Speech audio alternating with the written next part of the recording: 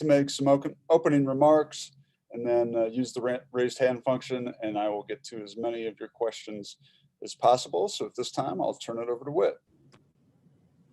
Thanks, Pete. Thanks, y'all, for being here. Thank you to the media for covering us this season, to the players that played so hard, to our coaches. Thanks to our alumni and fans. It's not always easy being a fan. We empathize with you. We will be okay, and we will be great again. Additionally, before I get going, I'd like to recognize our medical staff and all who worked so hard this football season and fall season.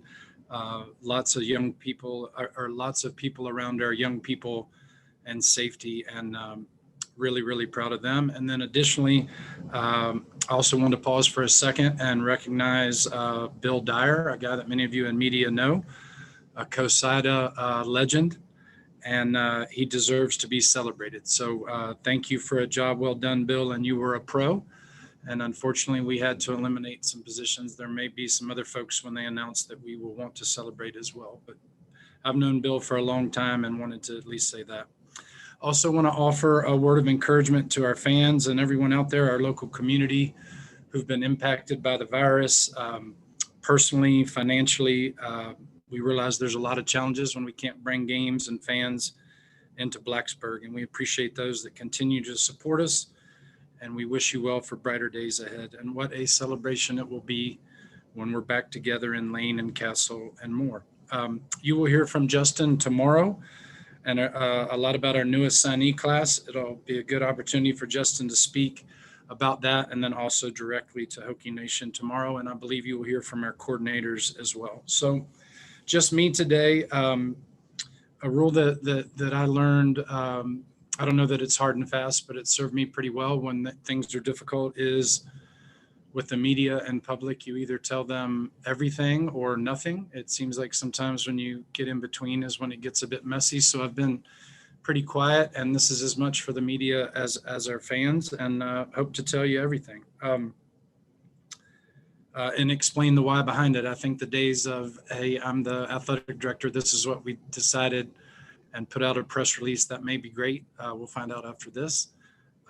But I feel like they deserve more than that, and the why behind it. So I will have a bit more of an opening statement than most. I'll try not to go too long. I know some of you don't love transcripting all my remarks, but we'll get through it, and then certainly have all the time in the world for your questions. So what I plan to cover in the opening remarks, just a little bit about the last few weeks.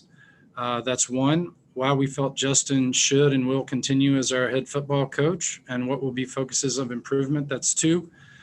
And then what we will ask the Hokie Nation to do moving forward for the next 9 or 10 months before we play football again. So first things first, just to give people a little look behind the scenes. Certainly during a football season, you're evaluating, watching, meeting with the coach regularly. Justin and I did that through the season.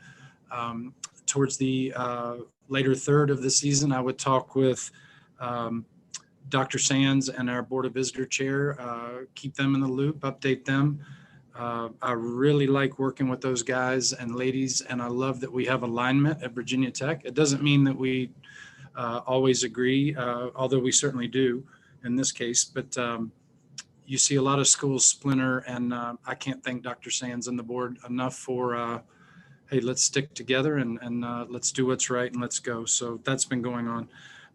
During the evaluation process of a football coach or a season, I turn it like a Rubik's Cube over and over and over. I work hard to strip away my ego and emotion and be comfortable with the fact that I'm paid to do this, that no one is closer to it globally than me and the overall pulse, and I own and accept that responsibility 100%. Also, the last few weeks, we've been able to evaluate the spirit and morale of the team. I'm really proud of them. It tells you a lot how they finished on Saturday night. I spoke with some fans and donors.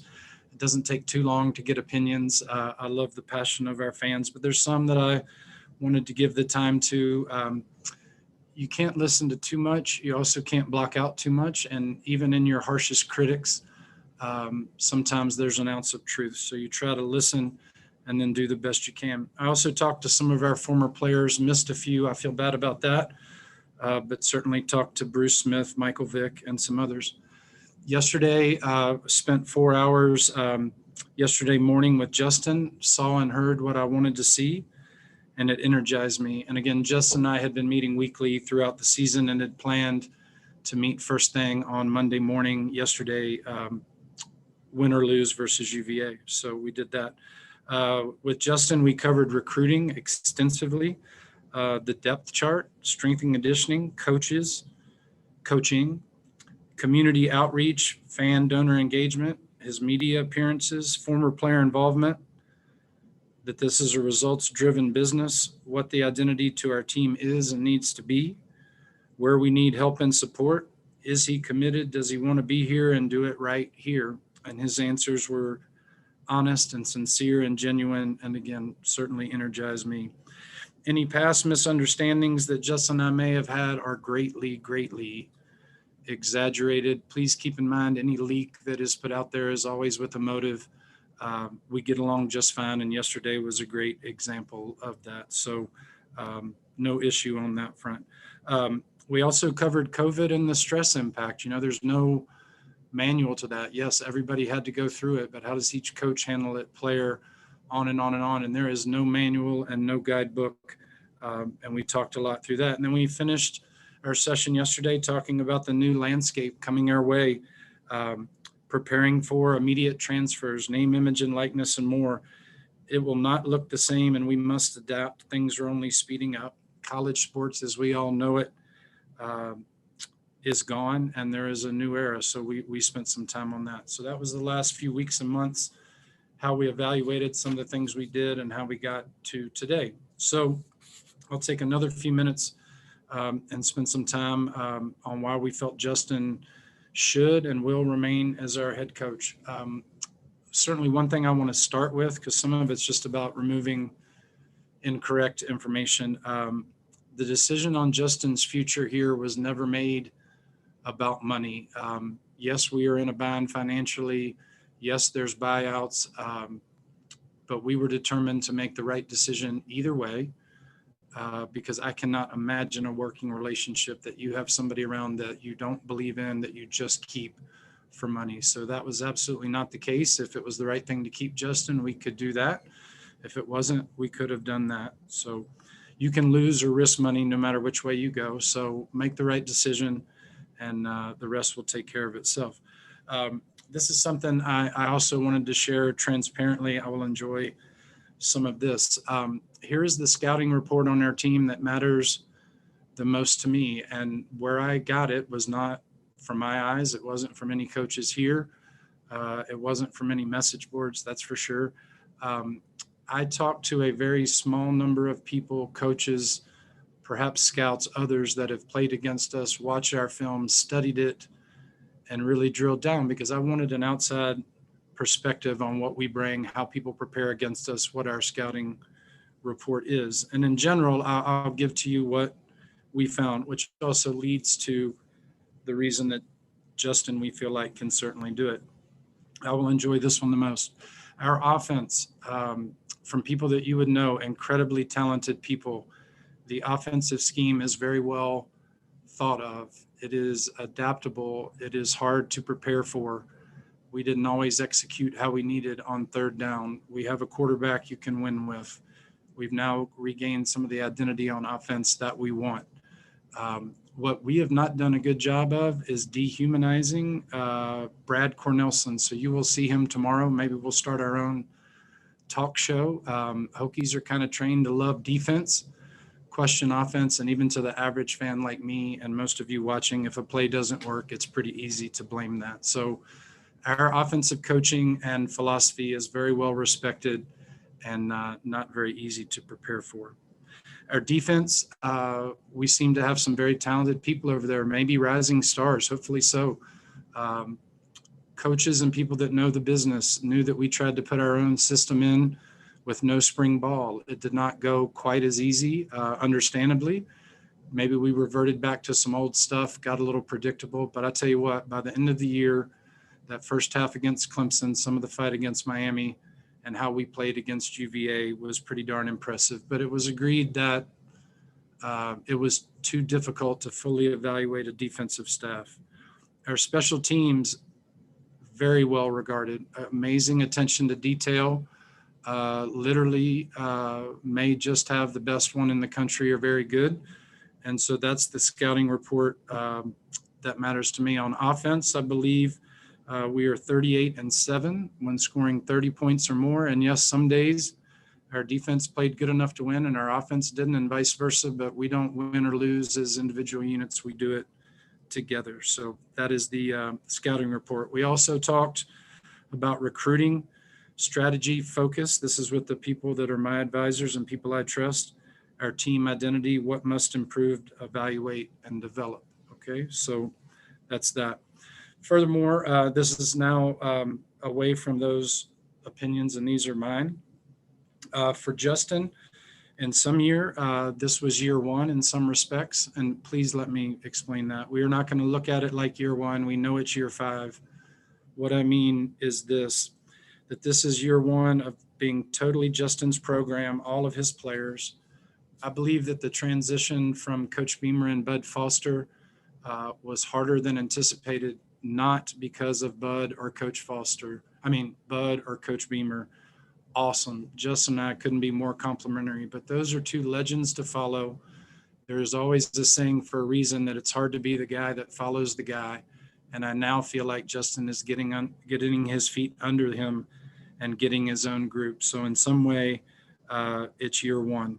And again, I want to reiterate, Coach Beamer and Coach Foster could not have been better. It is absolutely nothing against them. I think those of you understand what I mean by that, but please don't get me in a bind with that. Justin handled that transition great, as well as anybody could. We did not gut the house down to the foundation at that time. We kept a few wings and renovated it while we're living in it. Now that renovation on that house analogy is complete, and we're very pleased with it. 4-1 versus UVA and 4-1 versus UNC during Justin's time. The infrastructure and university support is there. That's something that many of you often don't see. The seeds that have been planted in the past years will pay off soon. We have a vision and a plan that will work, and it is very bold. Recent examples of some of the seeds planted. We just finished our Student Athlete Performance Center, our nutrition center. That is a game changer for us. All of Merriman and Jamerson has been renovated. The weight room, the team position meeting rooms, the players lounge will be next, and a $110 million residence hall will finish this coming fall with individual rooms for all of our student athlete freshmen with the rooms slightly bigger and patterned after Auburn and Alabama football. We've recently added 9 recruiting-based positions. I believe we had 1 or 2 7 years ago. We have donors that want to help in that regard and have stepped up, and we will continue to add some more strategically, the right ones to get us in the right places. We're close to having a final plan with the university and donors to take our budget from the middle or the bottom third of the ACC to the top third in the ACC. The future is very bright. We finished 5-5 in the ACC, as you know. That may finish 7th. I don't know about the last few games. That's certainly not good enough. However, our budget is 9th in the ACC. Our football coach and staff pay is 8th. Our football budget is 6th. The seeds have been planted to improve these resources. We don't mind overachieving, but the harvest is coming soon. There is something special forthcoming, and before long, Virginia Tech will move successfully from a challenger brand to a champion brand.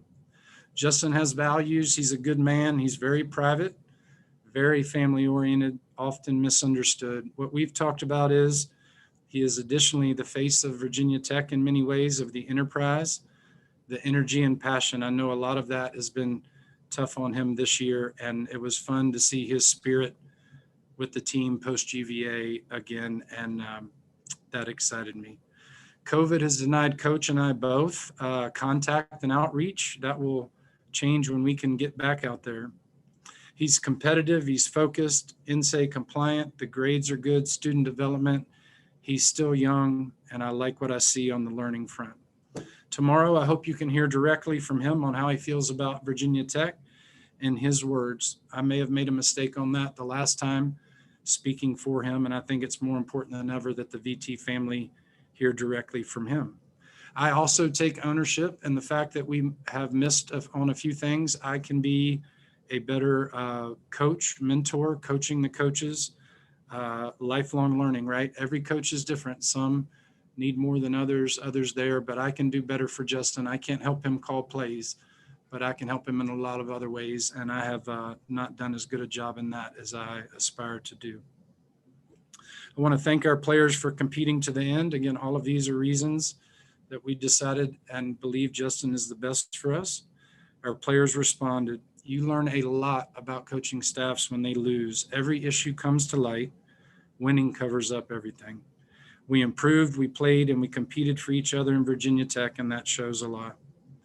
I also want to express empathy for what all of our coaches and players went through in the league and across the country. I will give you some data that maybe you don't have. I'll speak in rough numbers.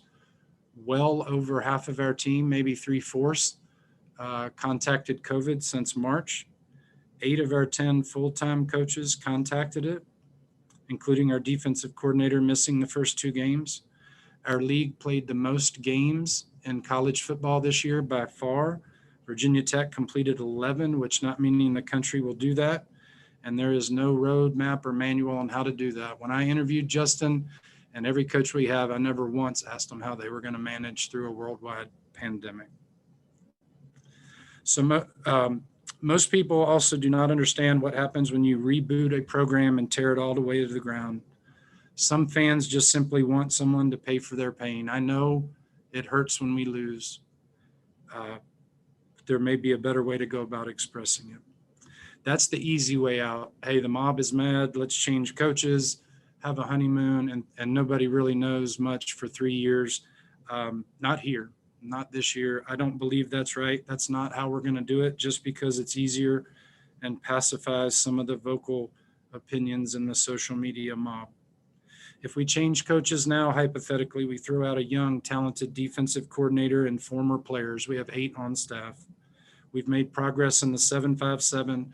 We have not given this staff a fair shake, in my opinion, and that we are not going to throw the baby out with the bathwater. If you change coaches now, you miss signing day tomorrow, and every class you miss is another year behind. If you change coaches now, every player on our team right now is Coach Fuente's recruit. They can almost all, leave immediately and transfer beginning August 1st. We could literally have half a team or less if we reboot it and rip it all to the ground. We're also in the middle of a dead period where coaches have not been able to recruit and go out for over a year, and that is continuing. We are figuring that out, and the virtual recruiting is up and running. A reboot of that now will only dig us a deeper hole. There are so many NCAA changes coming down the pike that would be another problematic thing to switch midstream. Upheaval is a dangerous strategy if you miss.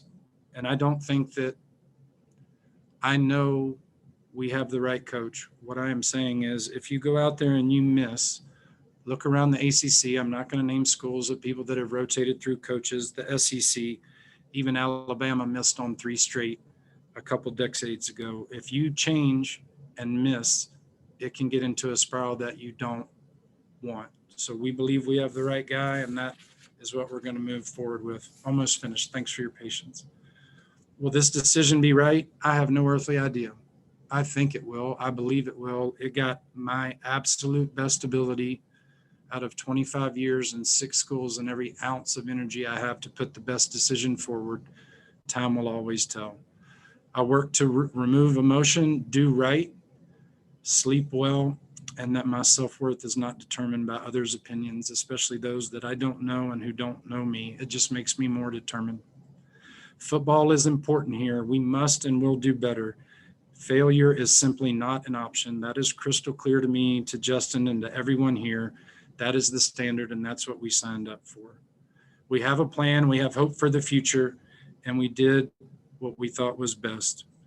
We felt like this is the most likely successful path. I feel good about it. I'm paid to do what is best, not always easiest, or to pacify some others. I know I mentioned that earlier. I understand the responsibility and love Virginia Tech. This is my school now. I've lived here longer than I've lived anywhere since 1988.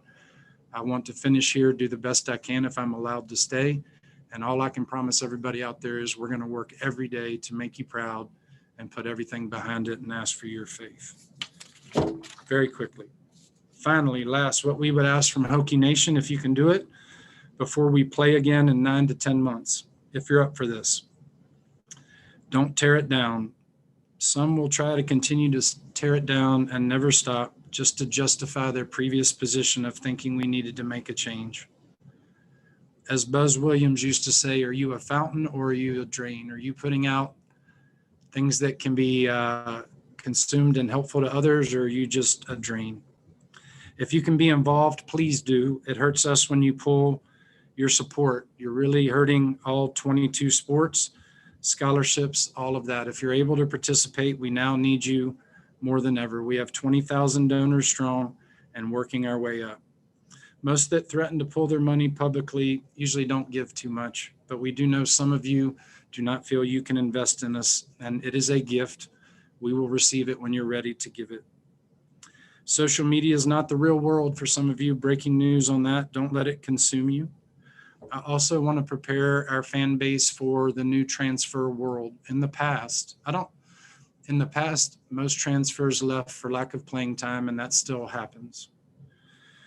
However, in the new normal and immediate transfer eligibility, it is going to happen a lot. The old days of college athletics, I liken it to, David Teal maybe can remember this. In Major League Baseball, before free agency, people would talk about how the teams never changed, how you'd see them in the neighborhood restaurants, how you knew them. I am preparing our fans and everyone that day is over now in college athletics. We need to recruit very special and specific young people to stay dedicated here and be here. It makes me incredibly sad when any don't want to be here, but if they ultimately don't want to work or be at Virginia Tech, we won't get in their way. That is changing. You will see that here. You will see that across the country in some ways. I think Virginia Tech was just unfortunately first with some of the transfer portal things and some of the people opting out for pros, but you've certainly seen that. I don't love it, but it is not always an indication of our program, just like it isn't for all the others across the country. Lastly, to our former players out there, we have 8 to 10 of you on staff. Perhaps there will be more opportunity in the future if we are allowed to do virtual recruiting. We will involve who we can. We recognize that everything was built on your shoulders, and I have tremendous respect for that, for you guys that played and coached here. I know how much it means to you, and I know how much you want us to be successful. Call or email me and come around post-COVID. This is home, and I'd love to see you. We ask our people here also, and we'll ask Hokie Nation to be neutral to positive. If you can't say something nice, try and be neutral. I guess the best thing they could say at neutral is time will tell, and we'll see. Last thing, 2020. So much anger out there. We've been yelling at each other for a long time. The season's over. We're not going to change any of those outcomes. We don't play for 9 or 10 months. And I'm just asking for some of the anger to ease up a little bit. Let's heal, because the only way out of this thing at Virginia Tech is together. And we have men's basketball tonight at 6:30. Thanks a lot. All right. I know that's a long introductory one. I don't get a chance to talk much. I love the Virginia Tech community, and maybe I over-explained, but I wanted them to know the why behind it, and you media folks as well. So now I will answer any questions that you may have, and thanks for covering us. David Teal, would you like to start? But a couple things just based on what you said. You mentioned a couple times in 9 months when we play again.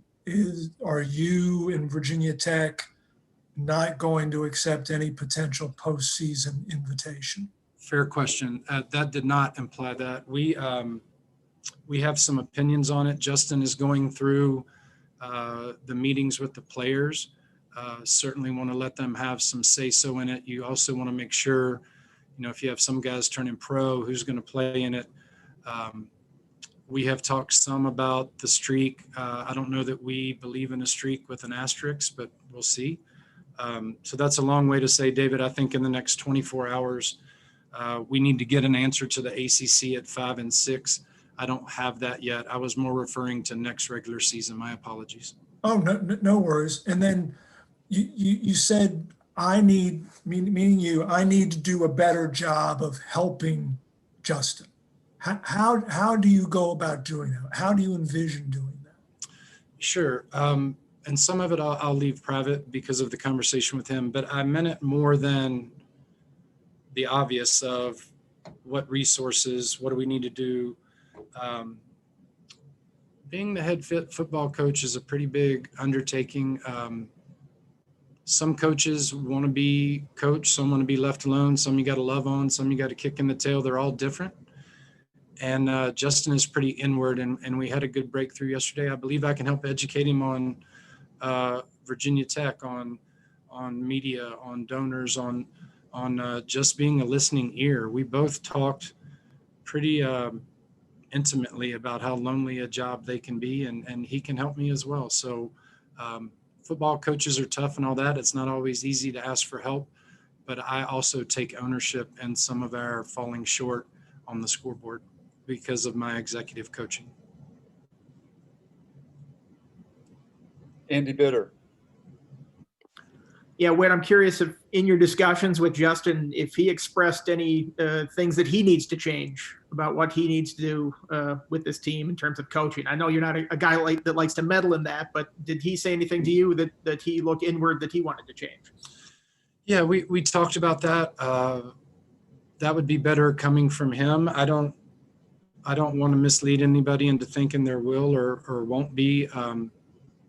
If there's sound logic for what you have, then we'll go with that. But we talked through it. We talked about support personnel, our recruiting efforts, things such as that. So that would be better coming from Justin, but there were no demands made that if you want to stay here, you have to do X, because hopefully I'm a coach's AD and you give them advice, you do that, but they sink or swim with their own people. So I think the staff that he's brought together, a lot of new ones, right? Haven't even been here a year. Pretty pleased and ready to give them a chance to show what they can do. And I think I've seen you speak about the football infrastructure fund that you've been trying to raise money for. What can you tell us about that, and how much would it be? Is there any kind of match from somewhere, and what would that go for? Sure, Andy, I'll do the best I can. I think I have talked about some of those numbers, which maybe I shouldn't have, but we have lots of ways people can help, right? A $25 donor, $100 donor on up. But some people are blessed with the resources to do more than that. And we put together a plan that we've been working and presenting to those folks. I really need to thank our fundraisers and advancement and in the Hokie Club as well. And we, with Justin, he and I laid out a plan for the direction, the infrastructure, the recruiting, what we were going to do, this, that, and the other. And we had some people step up, around 15 to 20 people to the tune of around $12.5 million over the next 5 years. And we also believe we can get some help from the university. And when I say that, that is not on the backs of student fees and tuition, but the university is committed to help. We're going to be in a good spot. We're going to be okay. I really love working here, and it's going to be okay. Is that for positions on the staff, and what would that money be used for? Yes, but it's not just people upon people. You can have overkill in that regard. It can be recruiting budget. It can be recruiting staff. It can be some of your analysts, some of your video work. It is not about being the highest budgeted school in the country. I'd love it.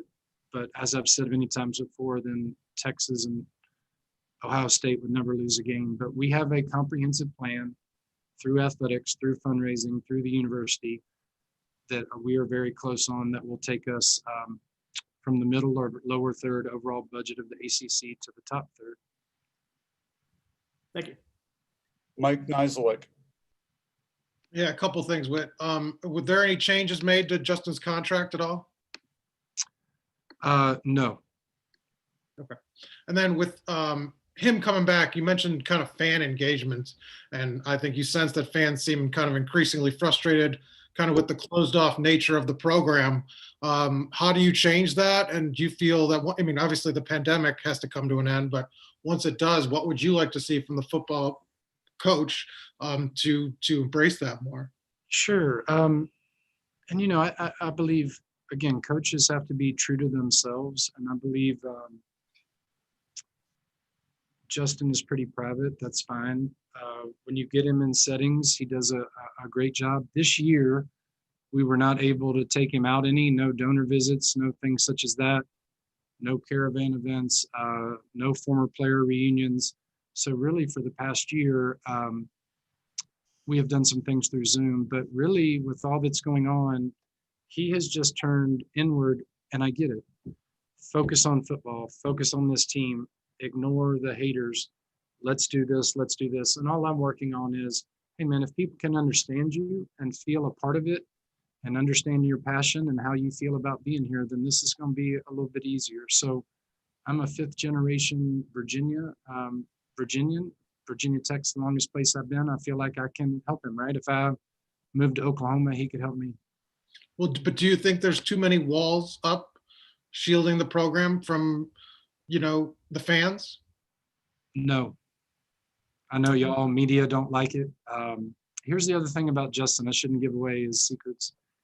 When he is talking to the media, he's usually not talking to you guys or our fans. He's talking to the opposing team. And then I know you couldn't have predicted a pandemic, but would you be reluctant to hand out an 8-figure buyout again? I mean, you see some of these numbers that are being paid out. Gus Malzahn, 21 million. South Carolina, 13, I think it was. Is that unhealthy for college football? And do you regret that number that you guys have hanging over you? I mean, regardless of if you have to make a change or not, just the sheer kind of concept of it. Do you regret that? Fair question. You threw a few at me, and no, if Justin was not the right coach, we would have found a way to do that. So football is too important. And when you're talking $10 million, that is a lot of money. $2.5 million over 4 years. It's a lot of money, but if it was wrong, we were not going to keep a marriage together, or that bad analogy, a working relationship together just because we couldn't afford to do it. Actually, if you do your research and homework on it and learn about contracts, guaranteed money, fully guaranteed, all of that, I'm not bothered by Justin's contract at all. I believe he's due to make 18 million or so on the way out, and it's 10 million if we had made a change. So I'd say he's left some exposure out there as well. So the contract's solid. Justin, to my knowledge, every job that ever came his way, he simply turned down. Ones with more money, more resources. Short conversation with Baylor that I may have messaged wrong and he may have messaged wrong. But other than that, I've seen a loyalty that others haven't seen. And I'm hoping, I don't think Justin's going to start his own talk show anytime soon. But if we let you see a little behind the scenes, maybe even meet this mysterious Brad Cornelson, then people might understand what they're about and their Hokies and understand them a little bit more. Thanks. Mike Barber. Yeah, before I hit you with my question, you just said he speaks to the opposing team in his press conferences. Speaking of Coach Fuente, could you elaborate what you mean by that? No. All right, well then that was a throwaway. I elaborate on everything, don't I, Mike? We talked about messaging and, and just some of the things he says and does. And I'll just leave it at that, Mike. Shoot, coaches, if we can get an advantage, we will do that. But he understands there's different audiences, but he's smarter and there's a method to his madness sometimes. But I know how it can come across, and especially when you're losing. And yeah, he's a good guy. He's a Hokie. You've alluded a few times to Coach Cornelson, and it seems like a Virginia Tech tradition to criticize the offensive coordinator. I also recall when you were hired, though, you mentioned being the son of a former coach and that you weren't somebody who was going to meddle with coaching staffs. So I'm curious, what kind of discussion did you have with Justin in terms of his autonomy of his staff?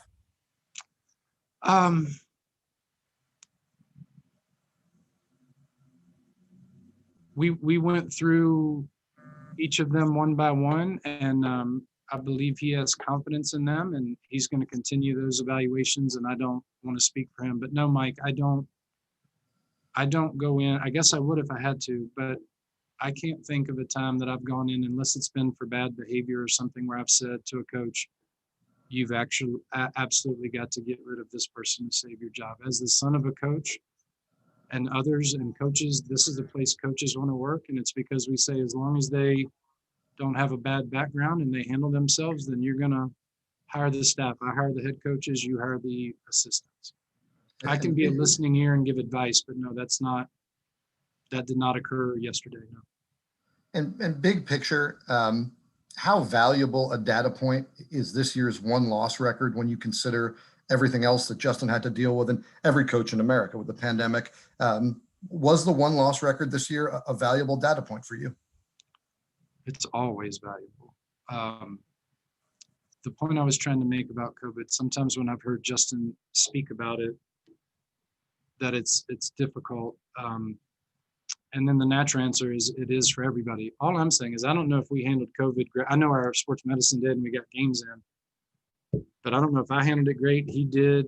I don't know how everybody did it. So I just feel like during a unique year like this, it wasn't a chance to give a true evaluation, especially on the defense. Thank you. Norm? Hey, Whit, you mentioned that 5-5 is not good enough in the ACC, and you just told Mike that wins and losses are always valuable in terms of being a data point in evaluation. Was there any specific discussion with Justin about what's expected next season in terms of wins and losses, or a goal for the team in terms of what should be achieved? We covered, I covered with him some expectations, and some I had, some he had, things we agreed on to improve. But no, I'm not in the business. And again, some people do it their own way. I'm not. I won't ever go hang a certain, ever's a long time. I have never so far, and have not with Justin, put a certain number, game number on there. As y'all know, some games are bigger than others to win, and they have enough pressure. Everybody knows we need to perform. So I think that's a bad strategy. Or what if you give a number and the recruiting or the ethics or other things aren't good? So it has to be more than that. But wins and losses are extremely important at this level. We know that. Obviously, the $10 million is a big number for anybody, especially during this pandemic. But there was some talk of there might have been a donor or a group of donors that was willing to put the money down or present it to you to replace him. Was that the case? Was there ever a group of donors or a donor that came forward with that figure? No. And what I try to do on fundraising, I didn't make a single call or connection with anybody to say, hey, if we make a change, will you pay for this? I feel like we should be able to pay our own payroll and contracts. And I guess if we had made the decision to make a change, I may have contacted some about that. But no, that is false. I think some people get mixed up with our donor group on recruiting positions, infrastructure, finishing out some facilities, digital things, all of that. And I believe that is misinformation. I know it's misinformation. And I know there's been talk of adding more personnel for recruiting, like you said, in the future. In these discussions with Justin over the course of the season, or even yesterday, did he request anything to make this easier? Has he come forward and said, I need this and I have to have this in order to get this job done? Not too much, no, because what y'all wouldn't know, some of our donors do, is that we're running the plan that we had in place before the season started. Not that you can't adjust it, but that's when we said, this is what it's going to look like a year from now, 2 years from now, and went about it that way. Thanks. Aaron McFarland? Hey, Whit, I'll try to be an optimist here. Let's say best case scenario. I mean, you guys win 10 games next year and challenge for the ACC title. Everything's looking much better than it does right now. You touched on his loyalty. I mean, I think there's some concern out there that if he did have a good season, he's not necessarily committed to Virginia Tech. And I know that's just people speculating. You said you've seen maybe loyalty that other people haven't. What have you seen? And what assurances have you given that, given your faith that you're placing in him now, he's going to return that with long-term? Yeah, that's a lot there, Aaron. I think you were an optimist on the 10 games, but a pessimist on the coach leaving. So I'll go with both of that. Fair. You never know in this line of work. Ultimately, you don't want anybody with you that doesn't ultimately want to be here. I believe Justin does, and I've seen lots of examples of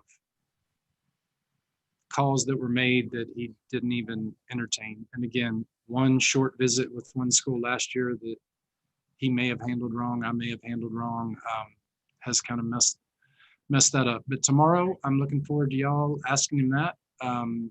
But I don't know that there's ever a guarantee that everybody will stay.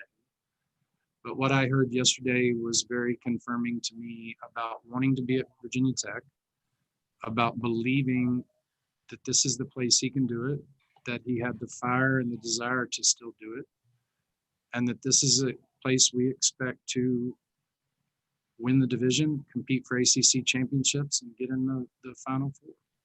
So go ahead. I was just going to say, how do you evaluate how recruiting is going? Is it rankings or something else? Yeah, great question. I would love to see those recruiting rankings higher just because it sounds better and I don't have to answer the questions to it. I believe now with the people we have in place, let's see where that goes. We also did do a very good analysis yesterday on the 2 Deep board about where everybody was from. Talked a lot about Virginia, right? Got to get inroads there, and you pick up the 5 stars like Settle and Fuller and Tyrod. But, you know, the Virginia kids that, whether it's Cam Chancellor or the Edmonds brothers, all that, right? And it's, when we talked about recruiting, what I shared with Justin is I don't necessarily care where they come from. We're all Hokies. But what is the plan in Virginia? Can we find some of those guys? He had a plan for that. There's some good classes coming up. And then not that we always have to overachieve, but the best players here at Virginia Tech and the ones that will play here, stay here, maybe fit those mold of some of those other guys, Stroman. So we talked a lot about that in strategies and other places. So recruiting numbers are very important. But at the same time, I think a lot of the people hitting us on recruiting numbers were the same ones that told us we were pretty stupid for taking Christian Darrisaw over Delaware State. Hank? Hey, Whit, thanks so much for all your time today. Your assessment of this obviously took a long period of time. You know, with all the tentacles you put out, with talking to other people and all that stuff, and, you know, culminating with your 4-hour meeting yesterday, which I imagine is an unusual way to end any season. It's also unusual to have a press conference to announce your coach is staying, 20-some minute introductory comments about it. Oh, I'm sorry. I'm getting better. No, that's fine. We appreciate it. What inspired that? More your assessment of the way things were going, or pressure getting from other people? Yeah, you know what? It was all me. Maybe it's wrong.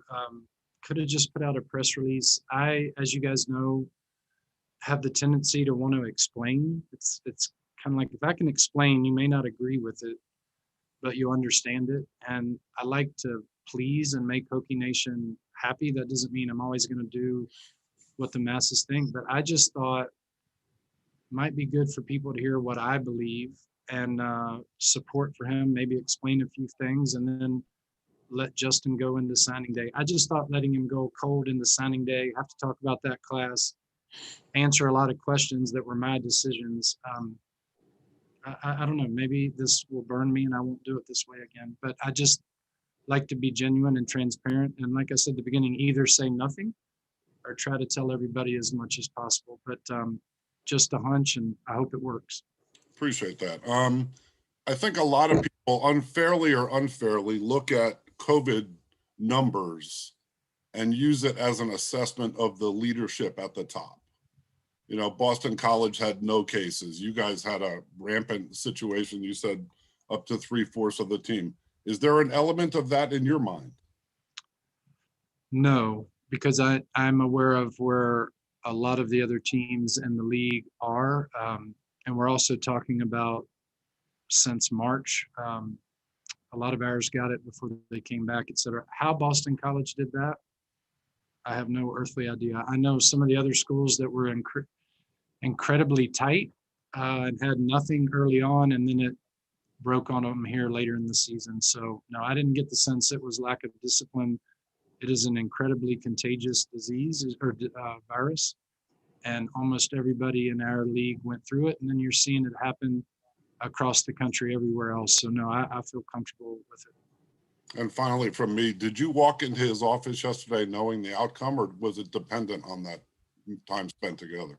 Oh, I wanted to hear some things, but I was pretty well set on it. You know, I'd hate for it to have to come down to one meeting, but there were some things I certainly wanted to. But I believe in Justin. I'm not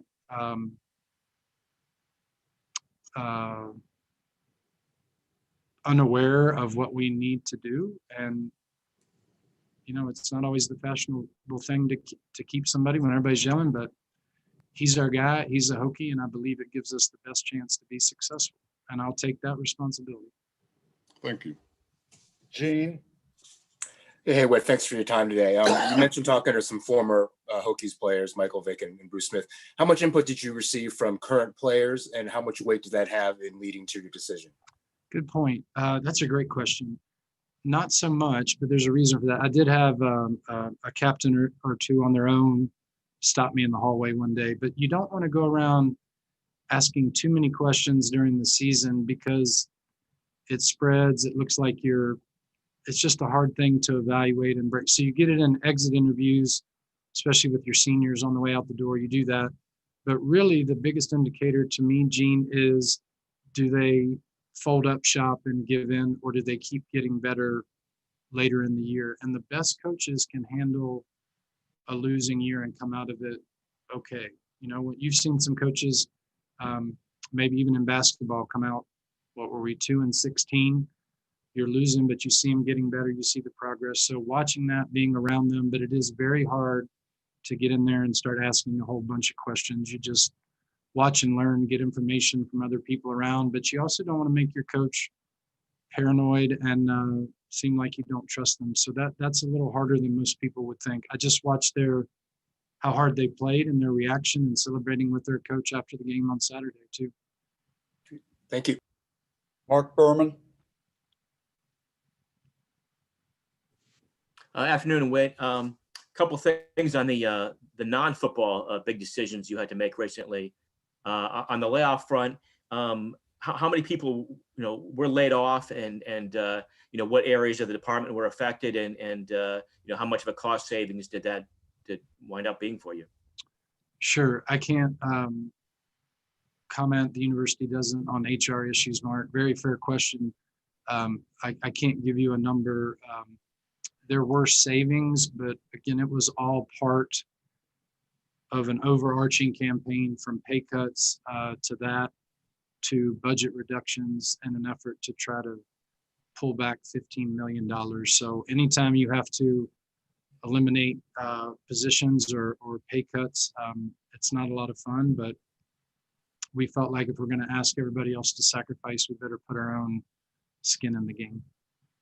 And to follow up on that, I want to give you a chance to explain. You've said several times in this press conference that the big buyout wasn't an issue, that if you decided you needed to change football coaches, you would have found the money. How do you kind of balance that with, obviously, the money was, you didn't find the money to save people's jobs or to save, to avoid pay cuts?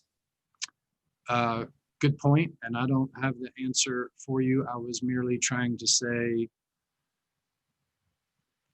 with football generating 90 to 95% of the revenue, which funds the opportunities for all of the other sports, that even though we don't have the money, to keep somebody here just because we couldn't do that would not be a very healthy relationship.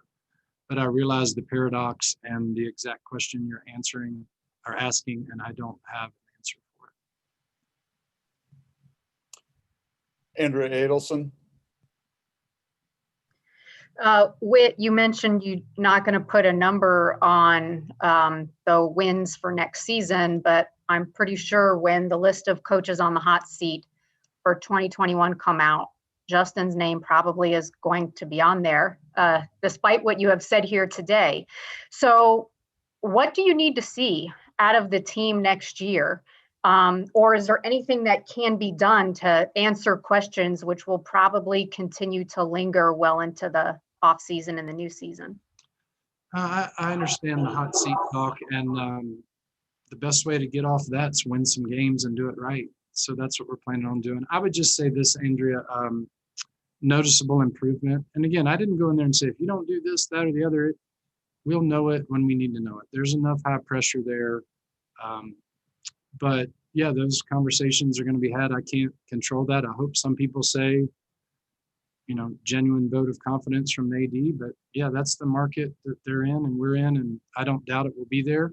But I know one way to get off that list pretty quickly is to win games. As a follow-up to a lot of the questions that have been asked about outreach and Justin's personality, how much do you feel the way the boosters and the donors view him is as a comparison to Coach Beamer and his outreach and his personality? Justin's obviously a very different person than Frank is. And so I wonder whether the way Justin has maybe been a little bit more closed off has negatively impacted the way the donors or boosters view him. I don't know. And I like Justin. I'm just saying, when people are under stress, I do the same thing. You tend to turn inward. And again, we didn't have a chance to take him out, get him with some people. The donors that have met him and know him understand he's incredibly nice, incredible family guy. He's just a little more introverted, and then when things don't go well on the field, everybody piles on a little bit there. But and I don't know that it's fair to compare him to Coach Beamer. I didn't work with Coach Beamer his first 5 years here, but I heard he was a little more fiery and prickly, and then you get into it, you mellow, and then he became kind of Bobby Bowden. So it's also another point that it is always tough to follow the guy. And, the legend that you're always compared.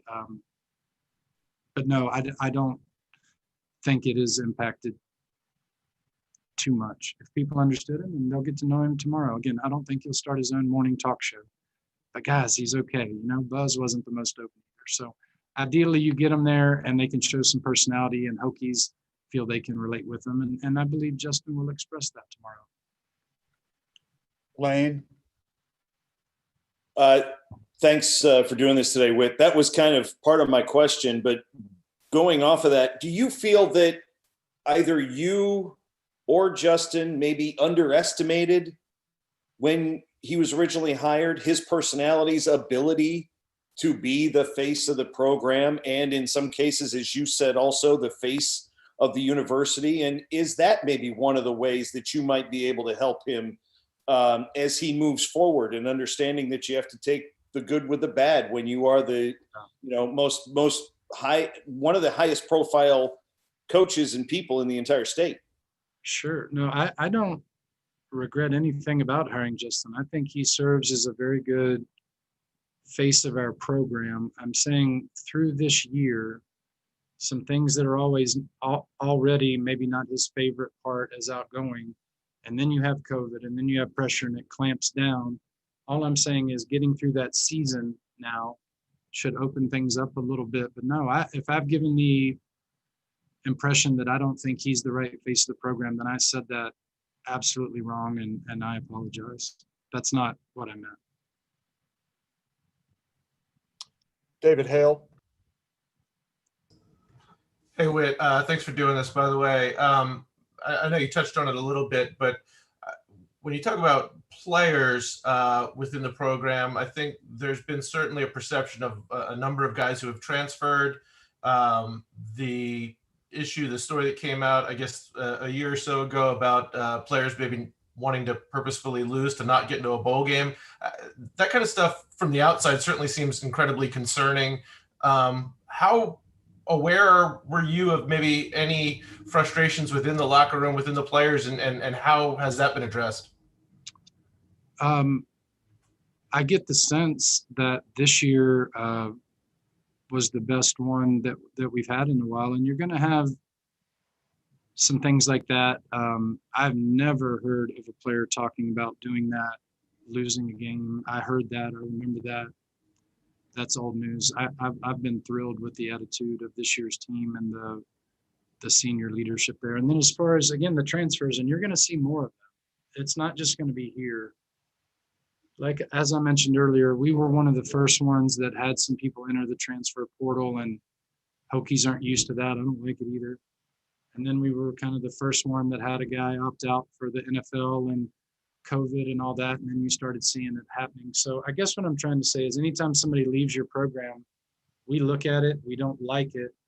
All I'm saying is in the context of college football, this is changing rapidly, and it is going to be a whole lot of movement. So you need to recruit very well, but you also hopefully can recruit guys that want to stay and compete and for that school, and, you know, not hired, assassins, that's not the right, hired guns. So it is a new era of recruiting. And I'll lob a quick softball at you too, if that helps any. Do you know the new ACC commissioner very well, and what were your thoughts on that hire? What kind of challenges do you think he's walking into? That's my favorite question of the day. Thank you. I'm glad I could help. Thank you. Thank you for taking it easy on me. I know Jim Phillips. I really, really, really like him. We met when I was at Auburn in the late 90s, and he was at Tennessee, and then he went to Notre Dame, and we've kept in touch. He's one of my favorite ADs in the country. I would put him at the top. There's not too many people you could put there. Great values.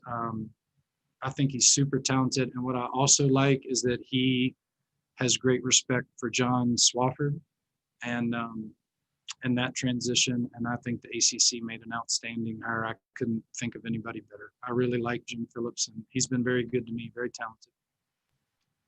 Adam Winkler. Hey, Whit. You've obviously been pretty plugged into noise per se, so I'm sure you're aware of some of the former players, some very high-profile ones, coming out and publicly saying that they didn't think Justin was the right fit and they thought it was time for him to go. How damaging is that to the program, and maybe do you plan on having a conversation with them about their messaging? Yeah, certainly I don't think it's a positive. It's hard to defend or respond back, because those guys were amazing players. What they did here, I know how much pride they have. They care deeply. They're entitled to their opinion. I don't think it serves me very well to say, hey, I disagree with this or that. So I talked to a few. I didn't want to get with too many, but enough that I felt like I had a representation, and, you listen to it all and make the right decision. And hopefully those guys don't have any hard feelings. I hope they don't. They're always welcome back as long as I'm here. Andrew McClung. Hey, Coach, I just wanted to ask, or not Coach Whit, having a son play at the collegiate level this year, what has it been like from the parent perspective, just to see kind of the background of what these kids have gone through this year? Yeah, thank you. Hopefully the Colonial Athletic Association will play 8 games in the spring and do that. I've said this before. It's made me a better athletic director looking at those young people. I always did, but not to the depth of the love somebody has for them, and that you're entrusted to that care.